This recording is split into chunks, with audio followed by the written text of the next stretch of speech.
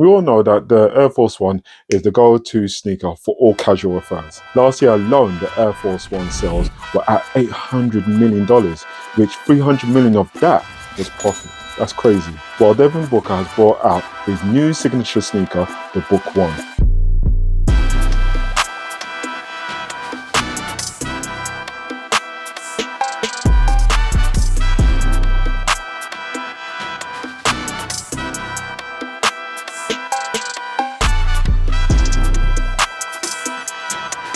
We all have been waiting for these since the early shot in 2023, and Devin has been also showcasing some of the different colorways on his social media. Before we get into this, the Book Ones, a bit on Devin himself. Who is he?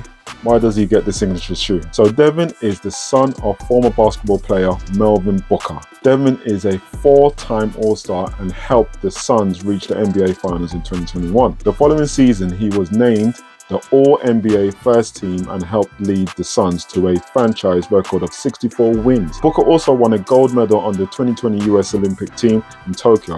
Currently, Devin's out with an injured ankle. However, I believe yesterday he played against Boston. What I understand is he scored 23 points. He's a legit star. He's a legit rising star, and Nike tends to work with rising stars or stars when it comes to their collabs. But you will never guess what Devin said about his own sneakers. I think it's quite wild, but I'll let you know later on in the video. Alright, so let's take a look at these sneakers. First thing that struck me was the box. I was impressed with the box it came with. Okay, place it on its side and it looks like a book. Now that's cool, but it's also useless at the same time. Open the box and here it is, the Nike Book One Mirage. Technical color is the all-wood brown. This is a nice colorway. This particular colorway released on the 17th of February in the US. However, in the UK, it is not a big deal, but most sites sold out in Foot Locker. It was strange it did not feature on the Nike app in the UK or was on the Nike website. I can also see in America it didn't go down well either. And with some of the comments about this shoe, it seems that people were not happy with this Nike product.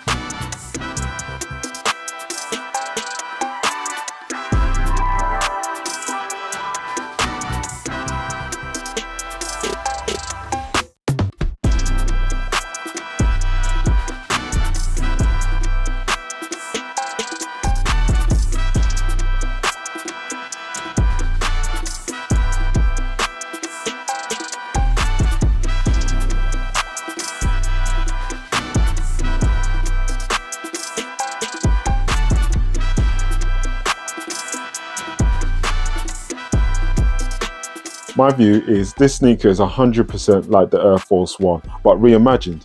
And dare I say it, I do like it better than the Air Force Ones. Let me tell you why. As we all know, the Air Force started life as a basketball shoe, and then it was embraced by the hip-hop culture, which in turn was embraced by the world.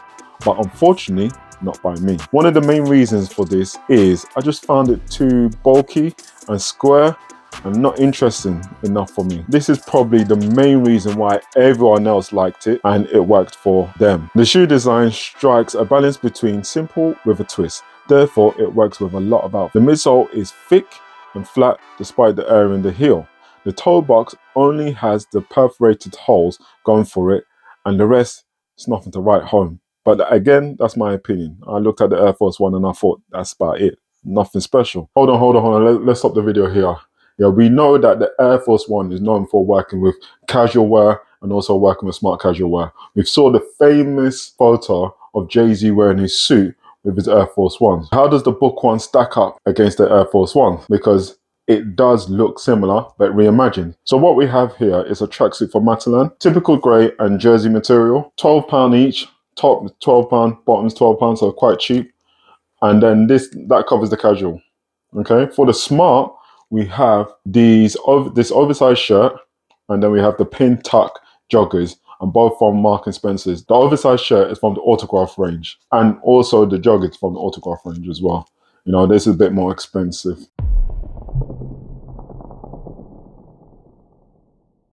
These Book Ones have a bit more to it. The shoe tries to tackle two things at once: the performance aspect, which there's been a lot of videos on performance. So check out those videos which talks about the performance of the trainer. So with the trick midsole, which is what they're talking about, it features zoom on the heel and the foam surrounding the rest of the forefoot, the mid and the forefoot. But on the sides, and that's on the lateral side, it's hardened. This is allowed for lateral stop and start required for basketball. And then the second thing that it does is it tackles the casual side, which is where the Air Force One modernized looks come into play. So this is something that Devin really liked and he tried to incorporate into this trainer. Now the front toe box is less boxy than the Air Force One and more rounded. And you can see from the side there is more of a slant, so it's a bit more slicker.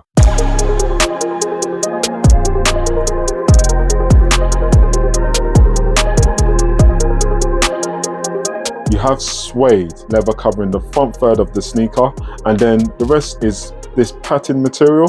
Now, pattern material is alright, but I think it would have been better with suede all around. Night tick is tumbled leather, which I was surprised about, but it looks good, and around the edges it's got embroidery. This doesn't look too bad.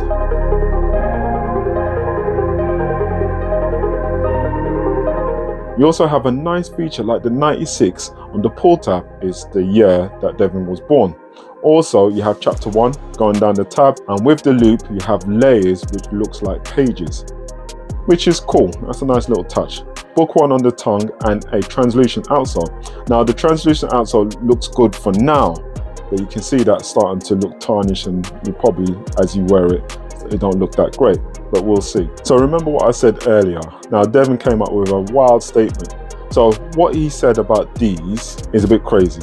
Devin has publicly said that he doesn't like his signature sneaker. Like semi-recruiting, it seems like you guys are always recruiting. No, it wasn't recruiting. It was just everybody was bashing about his shoe, and it was like, if you want a good shoe, holler at me in AI. Okay. That's I wasn't trying to be funny. Like we don't do crazy things, but everybody was saying his shoe, and he was saying he wasn't happy. So you want to be happy and you want a good shoe, holler at Shaq and AI. Which is a shame, because even though it's got bad press, some people do like it. This is crazy, really, because I'm sure Nike would have got him to co-sign this, and got this signed off.